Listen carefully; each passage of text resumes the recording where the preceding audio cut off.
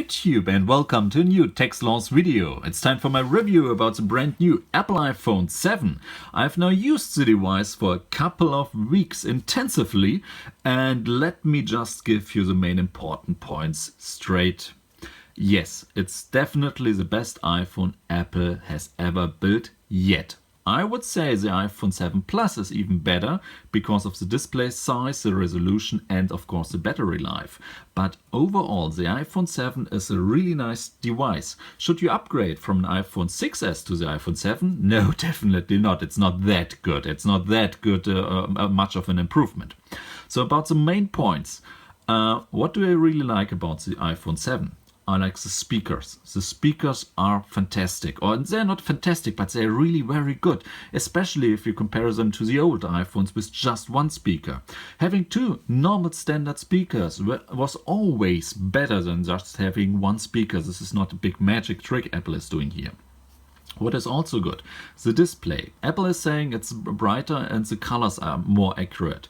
The colors, I don't see this. And the brightness, under normal circumstances, you won't notice. But if you go outside, try to read the display. If it's a sunny day, if you've got so much light around the iPhone, yes, it's definitely the best readable iPhone and maybe the best readable phone there's out there.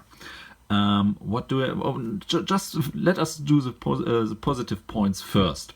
What else do I like? I like the brand new color, the black, the matte black. I don't like the glossy, the jet black, because of the fingerprints and because of the scratches. But the matte black, as you can see, I have no scratches yet. Nothing has happened to the device, and of course I used it, and I've used it without the Apple cases. What about the cameras? Yes, cameras are an improvement, especially the 7 megapixel camera on the front side.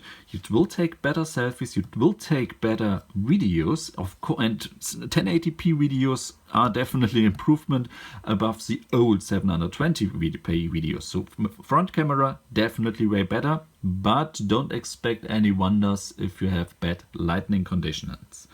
What about the back? The main camera on the back side, still 12 megapixel. Yes, it's standing even more out of the case than the old iPhone cameras. And yes, your iPhone will wobble on a desk. But have I noticed this one? No, because when it's lying on the desk, you just swipe around a little bit. You just maybe open an app, but that's it. You won't type on it or you won't game on it.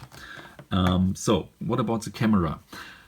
Better pictures, better photos than last year's model, definitely, yes, but only slightly better. But what is a big improvement is now that we got OIS, optical image stabilization. So if you take a video with the device, you will definitely have less shaking in the video, and this is nice. You could have achieved this with on the previous devices if you have a sturdy hand. It just makes you have to be responsible for smooth movements. But with OIS, it's a lot more forgiving. So this is also an improvement. The new home button. The fingerprint sensor is the same as always. If you have wet fingers or just a little bit sweat on them, it won't work. But overall, it's accurately and fast. This is something, no problems here. What about the haptic engine? You can't push a button anymore. Yes, but I have to say I got used to it and I like the feeling now. If I scroll through menus and I do some settings and you just get this burp feedback, this vibration feedback. And if you plug the device in for charging, let's get me this big charger, my long charging cable here, you don't get this merp sound anymore. You just get a smooth charging sound, which not sounds like an engine, but it feels a little bit like an engine. Maybe you can hear this. Let's do this again. 3, 2, 1. This is way okay. This is just a tiny thing, but this is a tiny thing I really like about the new iPhone generation. Let's talk about things performance. I have to say, great performance. Every game I play, doing social media, we got now 2 gigabytes of storage here, and improves the device a lot, especially if you have a lot of tabs open, if you're browsing, if you're switching apps a lot. This is an improvement, but overall performance or gaming experience or anything, you won't notice a tiny frag of a difference compared to an iPhone 6s. Now let's talk about things I don't like. I don't like the price. I still think it's too high, 759 euros in the 32 gigabyte version, which is nice that we now have got 32 gigabytes of storage as a basic option, which I still think is way enough for 90% of you out there. Even if you're starting to record some videos in 4K resolution, 32 gigabyte is definitely for 90% of you guys out there way enough. To get 4 times the storage for 110 euros, it's a nice deal. Yes, definitely. I give you Apple that much. Paying around 100 euro more for 4 times the storage is a nice deal, and if you need a lot of storage, if you're recording a lot of videos in 4K, then definitely go with it. But overall, I still think 32 gigabytes is enough. But in comparison, about the price, nowadays you get the new or the old new Samsung Galaxy S7, not the S7. You have to compare the iPhone 7 with the normal S7 Galaxy device, and this costs around now 500 to 550 euros, so 200 euros less or 250 euros less than the iPhone 7. Is there so much of a difference?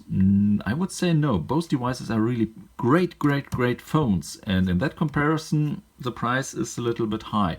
Yes, of course I could compare the iPhone with other devices, with cheaper devices and so on and so on, but I have to say the price is still one main downside.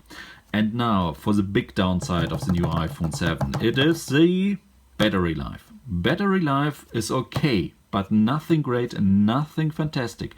As a normal user, you come through the day, yes, but you only get through 1 day. If you really hold back, maybe you achieve 2 days. But overall, this device is definitely not for intensive users.